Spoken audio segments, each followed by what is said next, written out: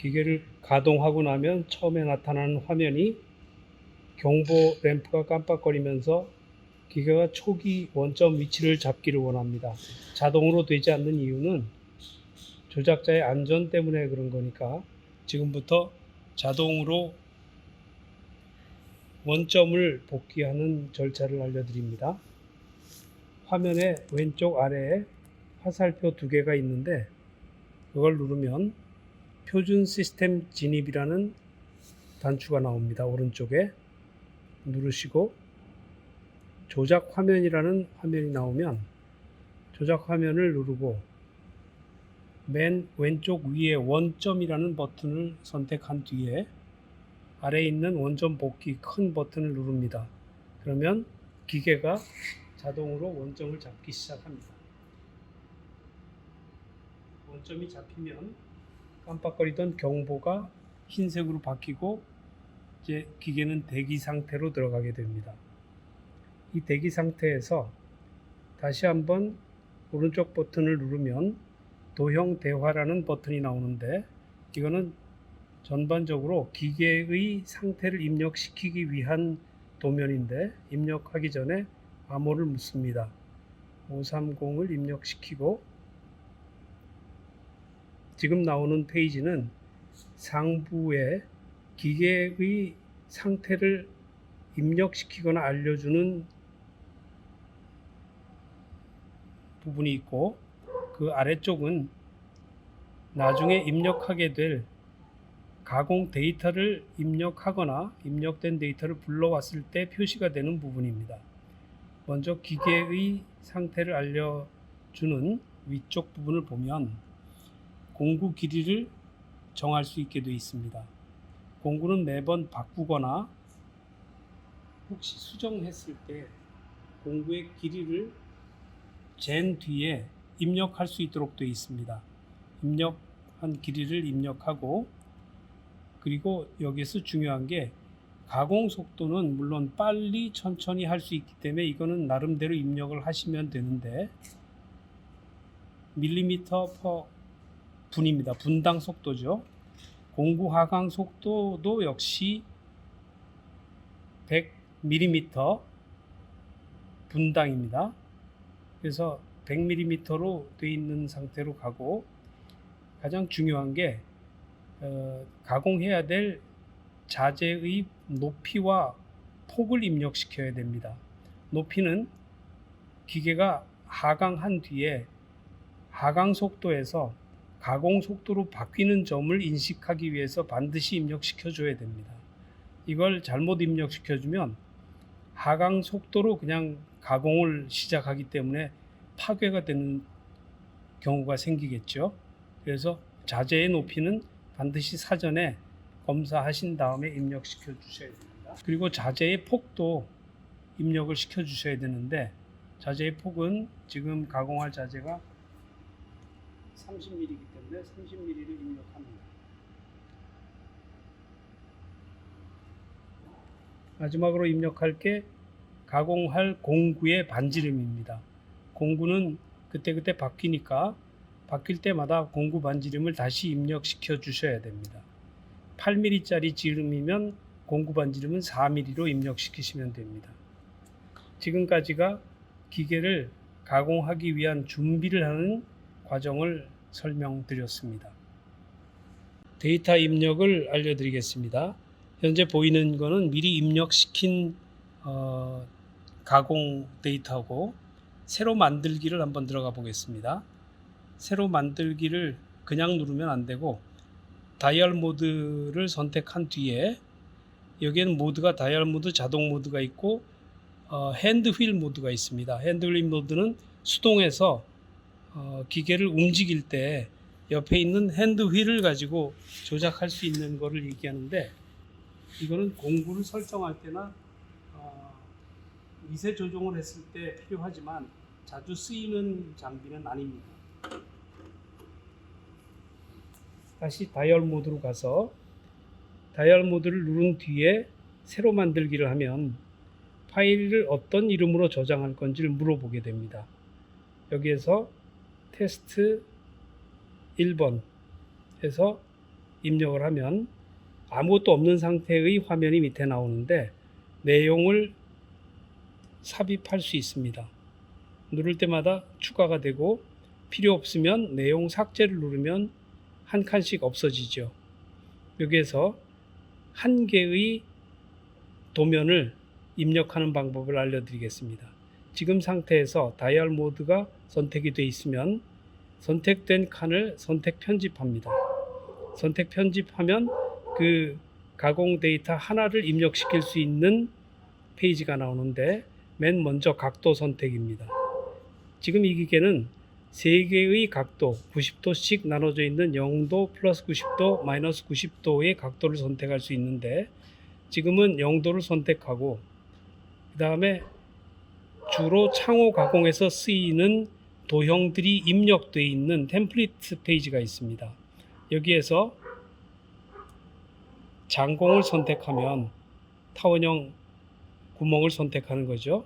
타원형 구멍을 선택했을 때 타원형 구멍의 원점 어디에서부터 가공을 할 건지를 표시하는 0이라고 표시되어 있는 원점이 있습니다.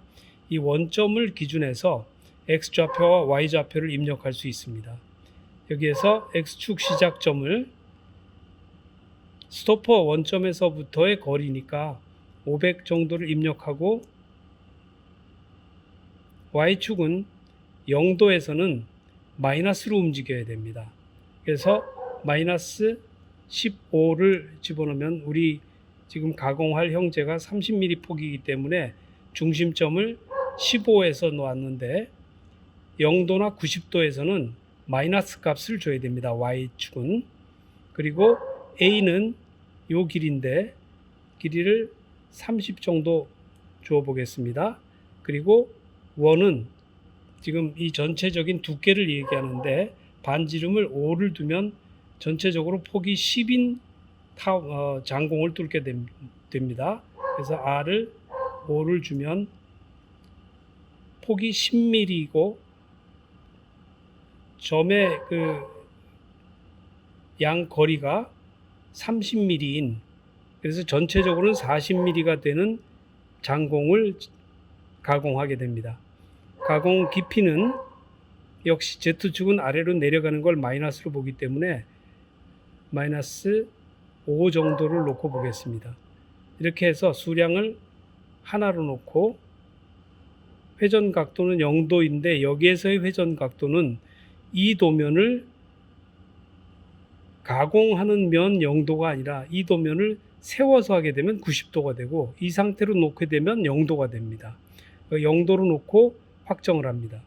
그래서 저장된 데이터가 지금 이렇게 나왔는데 이 데이터를 가공을 할 것 같으면 그대로 자동 모드로 들어가서 가공을 하면 되지만 이미 test1이라는 파일 네임으로 저장을 했기 때문에 파일 저장을 한번 더 누릅니다. 그래서 파일 관리 버튼을 누르면 새로 저장한 test1이 여기 있습니다. 파일 불러오기를 하면 아까 저장했던 그 파일이 나오겠죠.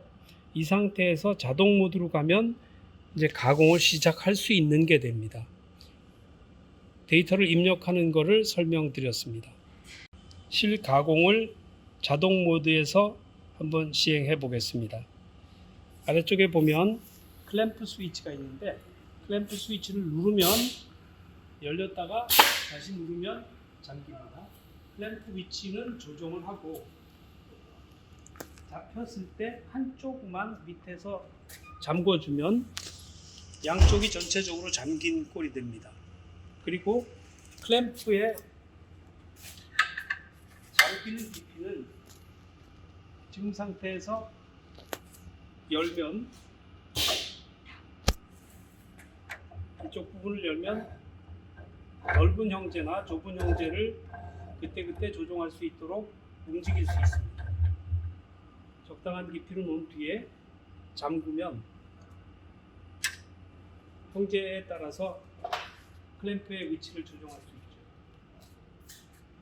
잠그고 그 옆에 있는 가공 버튼을 누르면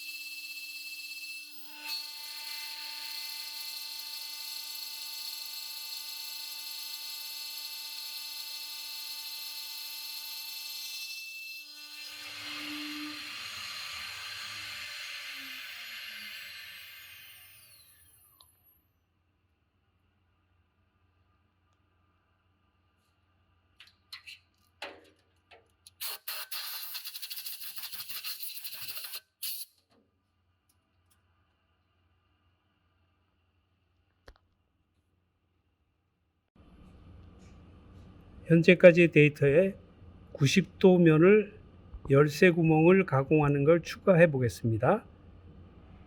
다이얼 모드로 가서 내용 삽입을 하고 선택 편집을 하면 플러스 90도의 각도를 정합니다. 디자인에 우측 열쇠 구멍을 표시합니다. 아까처럼 X좌표 500에 Y축 시작점은 60mm의 반이기 때문에 마이너스 30으로 집어넣고 형제의 가운데쯤에 가공이 되도록 하겠습니다. 그리고 열쇠 구멍 위치는 0점인데 큰 원의 중심에 있습니다.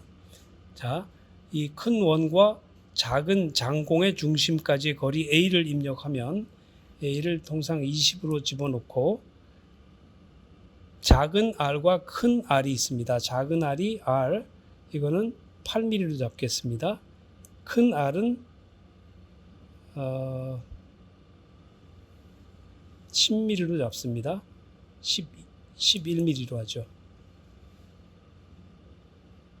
반지름이기 때문에 실제 지름은 22mm가 될 겁니다.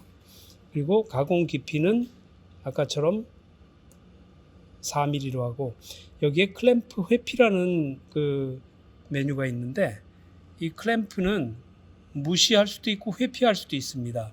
무시를 하면 다음 동작까지 후진했다가 다시 돌아오는 조금 번거로운 동작을 하지 않고, 회피를 하면 클램프를 피하기 위해서 반드시 한번 가공한 뒤에는 위로 상승해서 뒤로 갔다가 다시 앞으로 나옵니다.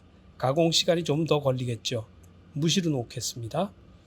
수량은 하나로 놓고 회전 각도도 역시 0도로 놔야만 지금 보는 그런 모양으로 가공이 되죠. 이거를 90도로 놓으면 오뚜기처럼 서 있는 모양이 될 겁니다. 확정하고 하나가 더해졌습니다. 지금 상태에서 파일 저장을 하고 파일 관리로 가서 테스트 1을 다시 불러옵니다. 그러면 순서는 아까 내용을 여러 가지를 집어넣고 난 다음에 차곡차곡 순서대로 하지 않았기 때문에 90도가 먼저 나오고 0도가 나중에 나옵니다. 아마 이 순서대로 가공이 될 겁니다. 그런데 0도는 먼저 가공했던 거기 때문에 이 부분은 그냥 가공한 것처럼 지나가기만 할 거고, 먼저 90도 가공되는 모양을 보겠습니다. 자동 모드로 가고 클램프 되어 있는 상태에서 가공을 시작하겠습니다.